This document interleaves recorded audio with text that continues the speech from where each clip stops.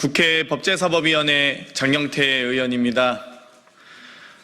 대북 송금 사건의 검찰의 조작 수사로 인한 무리한 기소, 또 허술한 증거들이 만천하에 드러나고 있습니다. 이번 대검찰청 국정감사 과정에서 또 수원지법, 수원고법 국정감사 과정에서 여러 위원님들이 국정감사 과정에서 지적한 바 있습니다. 이에 더해 대북 송금 사건에 대한 상설특검법을 발의하고자 기자회견을 갖게 됐습니다. 그럼 바로 기자회견 시작하도록 하겠습니다. 대북 송금 사건 및 검찰의 불법 수사 의혹을 규명하기 위해 상설특검을 추진하겠습니다. 김성태 전 쌍방울 회장의 대북 송금 및 주가 조작 사건과 이 과정에서 드러난 검찰의 진술 조작 등 불법 수사 의혹을 규명하기 위해 상설특검을 추진하겠습니다.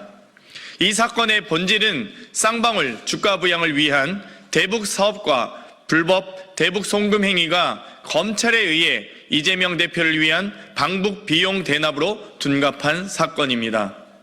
2022년 6월 수사가 본격화되어 관련 재판들이 2년 넘게 진행되고 있지만 아직까지도 제대로 된 물증 하나 나오지 않았습니다. 오직 김성태 전 회장 등 쌍방울 관계자들의 진술과 증언뿐입니다. 그러나 이마저도 신빙성이 떨어집니다. 안부수와 김성태 전 회장 등 사건의 주범들은 검찰 수사 및 재판 과정에서 증언을 번복했고, 이화영 전 경기도 평화부지사는 검찰의 회유와 압박을 받았다고 주장했습니다.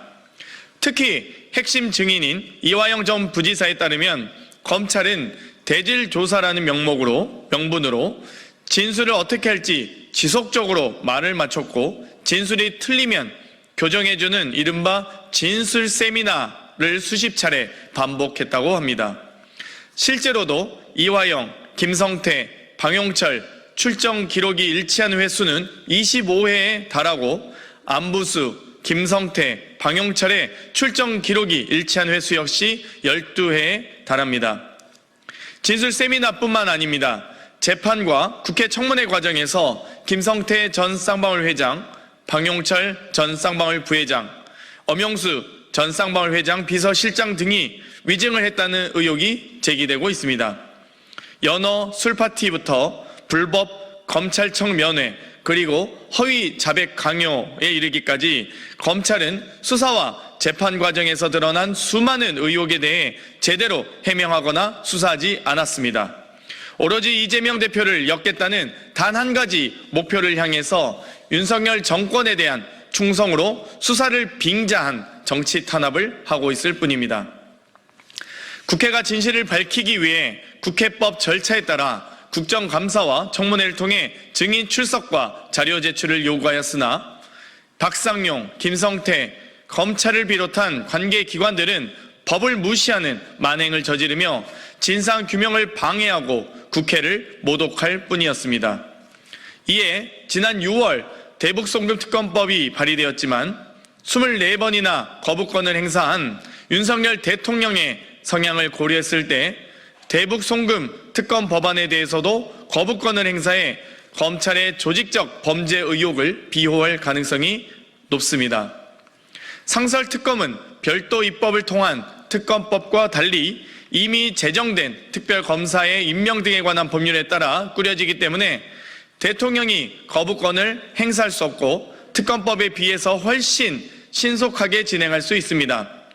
국회가 추진하는 상설특검의 중립적이고 공정한 수사를 통해 검찰의 대북송금 사건 관련 주가 조작 등에 대한 부실 수사 의혹, 김성태 전 쌍방울 회장과 검찰의 구형 거래 의혹, 검찰의 이화영 전 부지사 진술 강요 및 회유 의혹 등에 대한 진실을 밝히고 김성태, 방용철, 엄영수 등 관련자들의 위증 혐의를 밝혀내 반드시 처벌받도록 할 것입니다.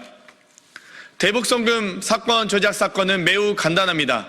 아주 빠르게 또 간단히 진실을 밝혀낼 수 있는 사건입니다. 상설특검으로 대북송금 사건의 진실을 반드시 찾겠습니다.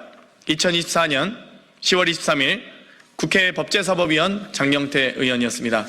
이상 기자회견 마치겠습니다. 감사합니다.